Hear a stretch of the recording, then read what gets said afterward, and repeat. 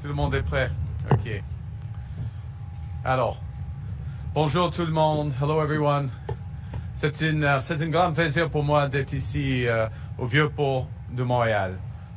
Et je veux parler du futur dans un lieu chargé de l'histoire. 100 years ago, long before Canada became a sovereign nation, these harbors were the first port of call for ambitious, innovative, and brave immigrants who would go on to found this great country. In these harbors, 3 nations came together under the banner of trade and mutual prosperity to build. Over the years, ports like Pier 21 in Halifax, in Vancouver, and the Port of Montreal welcomed generations of new immigrants ready to bet on Canada. And from these ports, our young countries set out to face tyranny in Europe and to build the foundations of Canadian prosperity, to drive ingenuity and innovation and cement our status as a global trading power. Not only did these ports shape our economy, they helped shape our identity.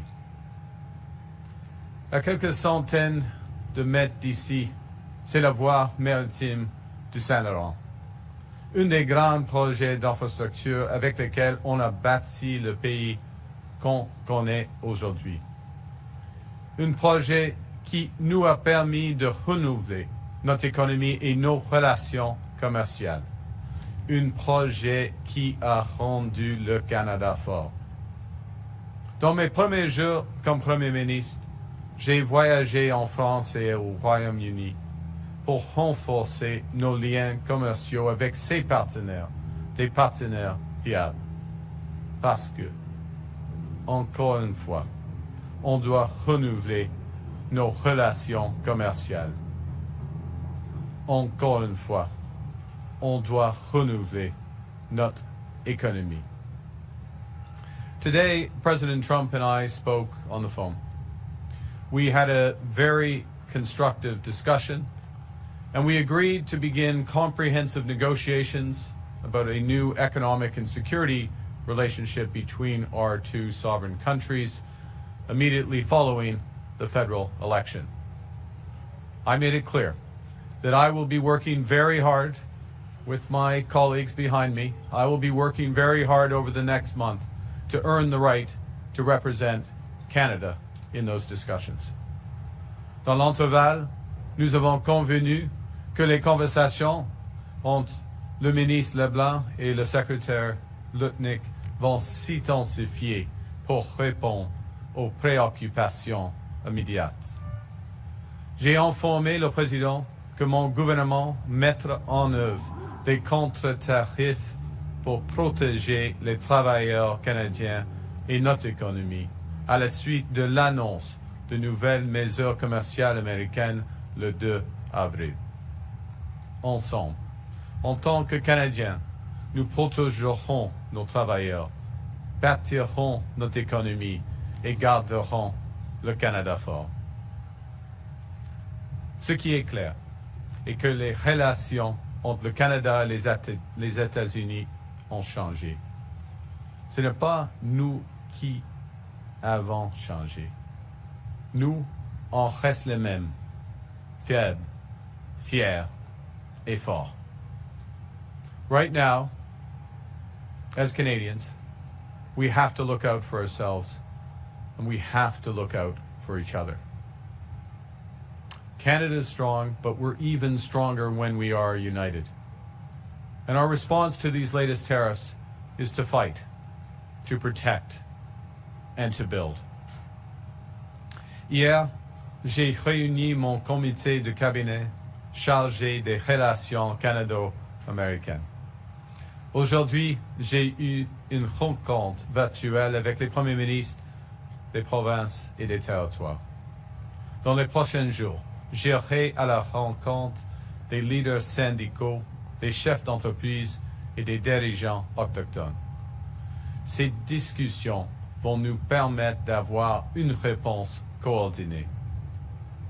On est tous sur la même page. On ne reculera pas. On va répondre avec la force. Je sais que les Canadiens sont inquiets. Pour que ça, que me suis engagé à que chaque dollar tiré de nos contre-tarifs soit utilisé pour soutenir nos travailleurs. Et on a déjà agi. Pour que les travailleurs qui perdent leur emploi n'aient pas à attendre avant de recevoir l'assurance emploi, on a là rendu plus accessible. Pour mettre plus d'argent dans vos poches en coupant les impôts de la classe moyenne, en faire en sorte qu'une famille avec 2 salaires va économiser 825 $ par année. Pour que les entreprises puissent reporter les paiements d'impôts sur leurs revenus ainsi que les versements de TPS et de TVH. Pour augmenter le financement des agences de développement régional. On doit continuer d'agir. Aujourd'hui, j'annonce les prochaines mesures que mon gouvernement va prendre. On va créer un nouveau fonds qui se nomme le Fonds de diversification de corridors du commerce pour bâtir l'infrastructure nécessaire pour trouver de nouveaux marchés pour les produits canadiens, créer des bons emplois et de créer de la richesse. On va immédiatement encourager les ports canadiens de coopérer entre eux. En ce moment, nos ports sont en compétition les uns avec les autres. Dans le nouveau monde commercial, ils doivent travailler ensemble. On va aussi renforcer la sécurité dans nos ports en investissant dans le personnel et les technologies qui vont nous permettre d'empêcher le trafic de drogue comme le fentanyl, des armes à feu et des voitures volées.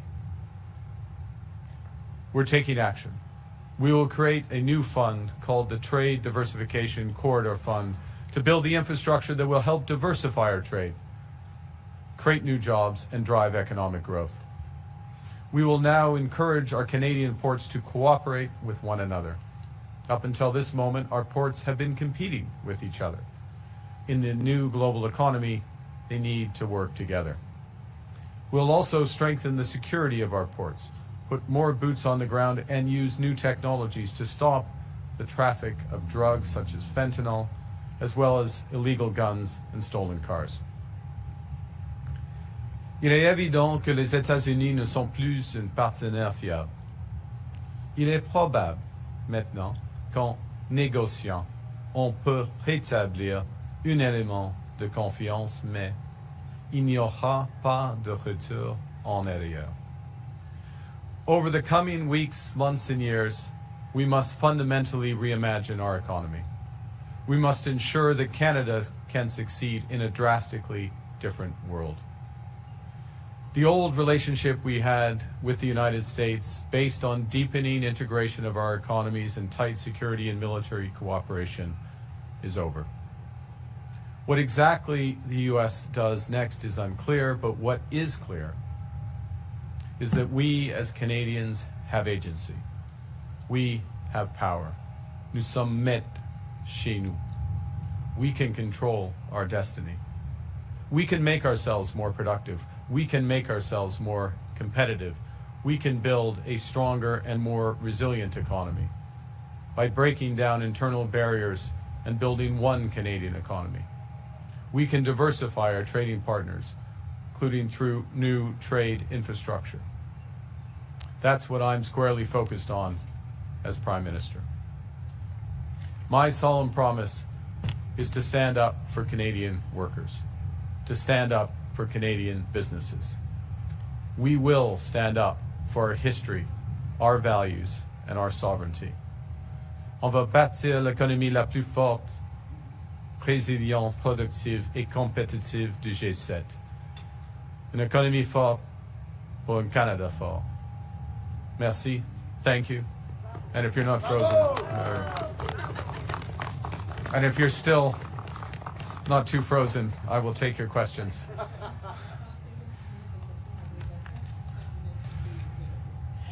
Bonjour, Monsieur Carney. Fanny Olivier de Radio-Canada. Tout à l'heure, Donald Trump a évoqué l'idée que le Canada pourrait peut-être être exempté des tarifs du 2 avril. Est-ce que c'est votre compréhension, à la lumière de cet appel-là, que le Canada pourrait être exempté le 2 avril? Premièrement, nous avons eu, Monsieur le Président et moi, nous avons eu une discussion très productive, très constructive aujourd'hui.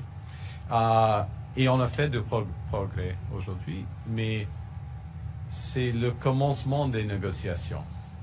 Et on verra ce que les États-Unis va faire le 2 avril. C'était encore le cas. C'est encore le cas qu'il y a des tarifs contre les biens canadiens qui existent maintenant. Did you ask for it in English? I'm sorry. Yes. Okay. I said we had the president and I had a very constructive, very productive discussion this morning. We've made progress. It's the beginning of negotiations. I will add, ce n'était pas dans ma réponse en français, je veux ajouter que nous sommes d'accord que nous aurions des négociations compréhensives après l'élection. We will have comprehensive discussions on the broader economic partnership after the federal election. But this is the start of negotiations. We will see what the United States does on the 2nd of April. It is still the case, of course, that there are tariffs on a number of other Canadian goods. Est-ce que vous vous engagez à exclure la gestion de l'offre par un projet de loi? Donc vraiment de façon législative, exclure la gestion de l'offre des futures négociations avec les Américains? Madame, dès que le commencement de ma campagne électorale, afin d'être le chef du Parti libéral, je suis clair. Je suis absolument clair. On n'a jamais des discussions avec les Américains en ce qui concerne la gestion de l'offre. Mais est-ce qu'on a besoin d'un projet de loi pour ça? On a besoin d'un premier ministre et un gouvernement qui est clair et fort. In English, please. Miss, on supply management, I said with respect to supply management, I have been clear. From the very first day of the launch of my leadership campaign for the leadership of the Liberal Party, the launch of my economic platform with Mr. Champagne on Mauricie, that we will never have discussions with respect to supply management. It's off the table. And what one needs to ensure that is to have a government and a prime minister with that commitment, with a strong mandate. Thank you. Bonjour, M. Carney. Bonjour, Madame.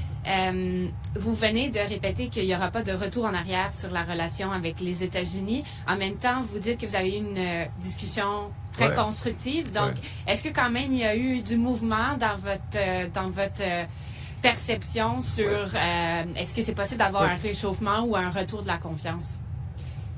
On a fait de progrès, soyons clairs. On a fait de progrès. Mais le président, il veut transformer l'économie américaine. Et à cause de ça, il va transformer l'économie mondiale, y compris l'économie canadienne.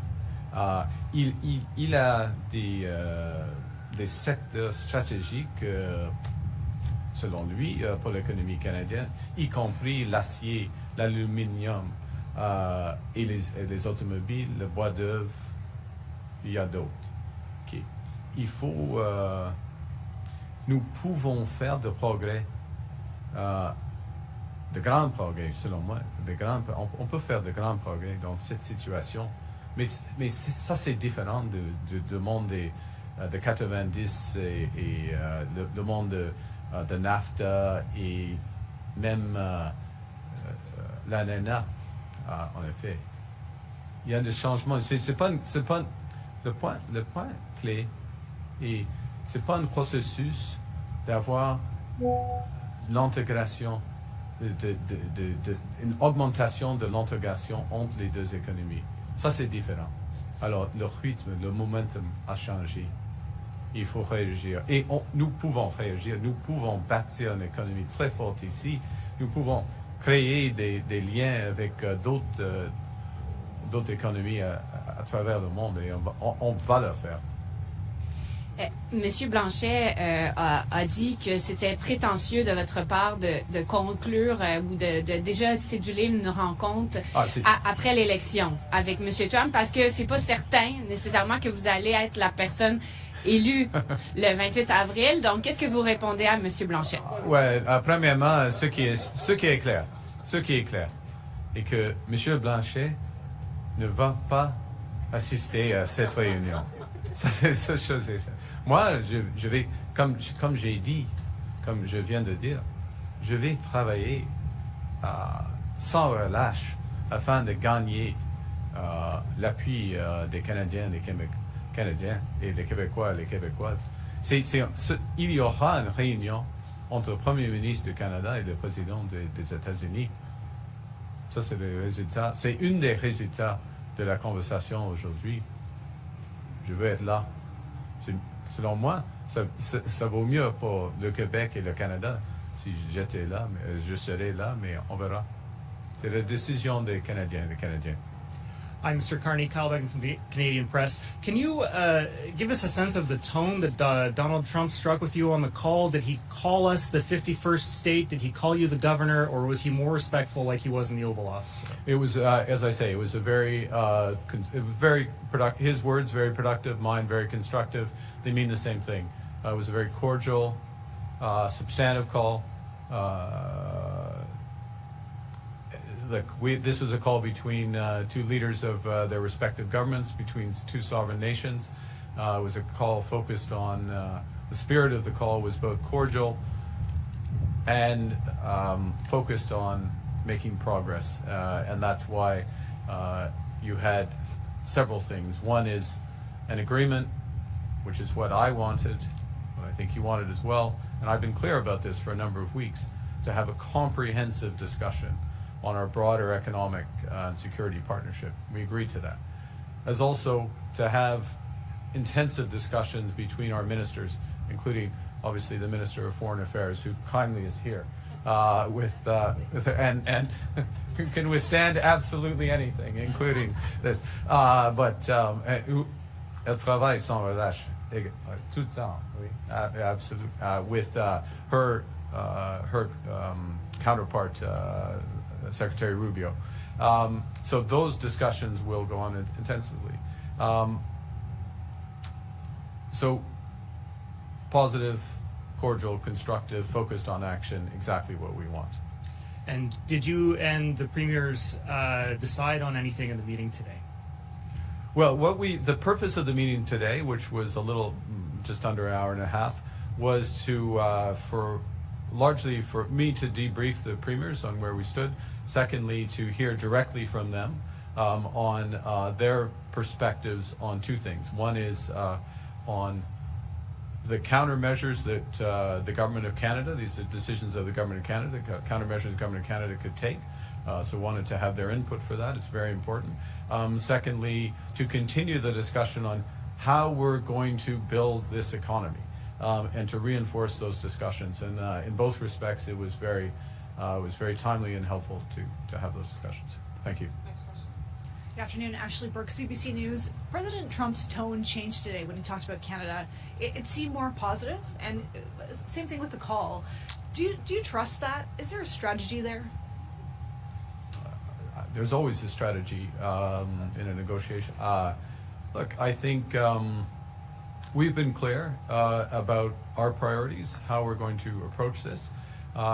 We've been clear that we have other options. We have other trading options, which we're going to continue to build, to be absolutely clear. We're going to continue to develop those trading options. We've also been clear about our priorities here domestically and how we're going to build out this country. Perhaps there was a different impression before about how strong Canada really is. You've said that you wouldn't sit down with Mr. Trump and talk to him unless he respects Canada's sovereignty. Did you convey that to the president today? And if so, what did he say? The president respected Canada's sovereignty today, both in his private and public comments. Monsieur le Président a respecté la souveraineté de notre pays dans la conversation.